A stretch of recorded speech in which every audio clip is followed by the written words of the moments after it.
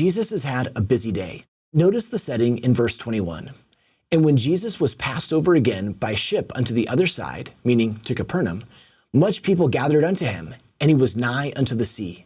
I like this illustration because it shows that Jesus has just gotten off the boat, like verse 21 describes.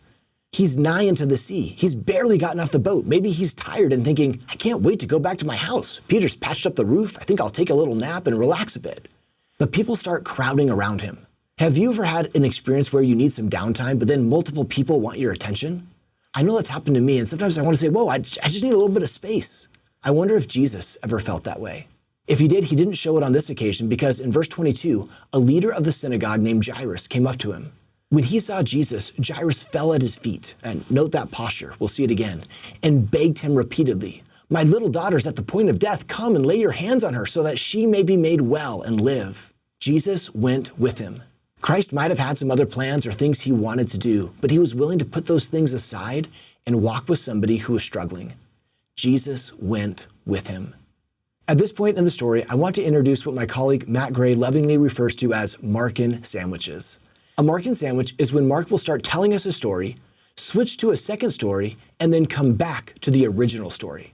If you look carefully at Markan sandwiches, you can often find some cool insights that you might miss if you only looked at the stories in isolation. We'll see one Markan sandwich today and more in future classes. In this case, the Markan sandwich starts with Jesus going to help the daughter of Jairus. Then he's going to be interrupted by a woman, and then the narrative will go back to Jairus. As Jesus is walking along, a woman touches him. Mark recounts, now there was a woman who had been suffering from hemorrhages for 12 years. She had endured much under many physicians and had spent all that she had, and she was no better, but rather grew worse. She had heard about Jesus, and she came up behind him in the crowd and touched his cloak. For she said, if I but touch his clothes, I will be made well. Just like lepers were ritually unclean, so too was a menstruating woman.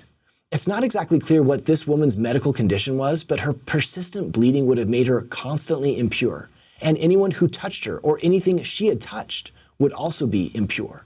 If this woman was married, her husband could have used this as a grounds for divorce.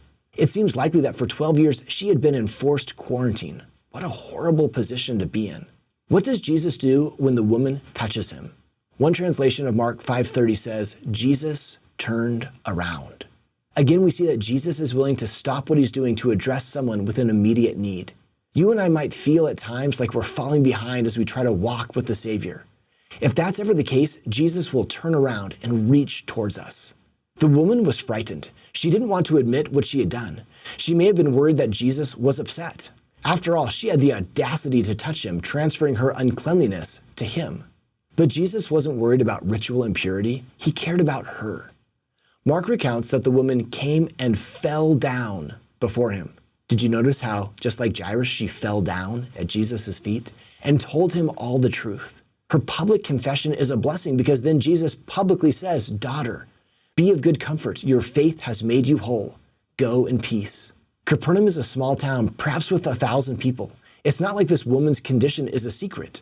But by publicly healing her, Jesus now announces to everyone she's no longer excluded from the community. He's taking someone on the margins and bringing her into the center. That's what Jesus does. Did you notice also how Christ addressed her? He called her daughter. This is the only time in the New Testament that Jesus calls somebody his daughter. Can you feel the tenderness in this scene? With a brief exchange and a measure of faith, this woman is brought into the family of Christ. This is such a beautiful moment for everyone except who? Jairus. He's like, okay, my daughter is dying. Thank you. Glad you're healed. Let's go. Maybe you're not as impatient as I am, but if I were Jairus, I might be getting frustrated thinking, you've had the sickness for 12 years, okay? We'll come back. You can wait one more day. While Jesus was still speaking to the woman, some people came from Jairus' house and said, your daughter is dead. Why trouble the teacher any further? Jesus is having a beautiful conversation with the woman, but now Jairus is crushed. As soon as Jesus heard the messengers from Jairus' house, he turned back to Jairus and said, do not fear, only believe. What a message for each of us, and what an example of individual love and concern.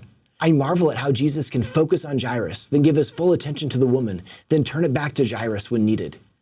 At this point, Jesus goes with Peter, James, and John to Jairus' home, where people are already mourning her death. When Jesus announces he will heal her, the people laugh at him. But Jesus tells the girl to arise, and Mark tells us, straightway the damsel arose and walked, for she was of the age of 12 years. Let's consider these two miracles together. How does sandwiching the miracles of Jairus' daughter being healed and the woman with the issue of blood add to our understanding as opposed to if they were separated? Perhaps one lesson is that Jesus stops along the way to serve.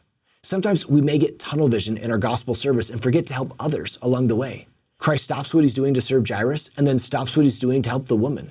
It's also interesting to note that Jairus' daughter was 12 years old. Her whole life comprised the sickness of the woman. Maybe this contrast helps us see that some healings come fast and some take time. The woman has struggled for 12 years while this little girl presumably has been having a great life. Her sickness is relatively brief compared to what the woman experiences. We see the same thing today. Some people find quick healing, but others struggle for a long period of time. Another sandwich connection is that Jairus is a wealthy man. The woman with the issue of blood is a poor woman. Jesus is no respecter of persons. He's ready to help all people. In addition, do you remember how both Jairus and the woman with an issue of blood fell down at the feet of Jesus? That's a powerful example for each of us. Do we feel this same sense of worship?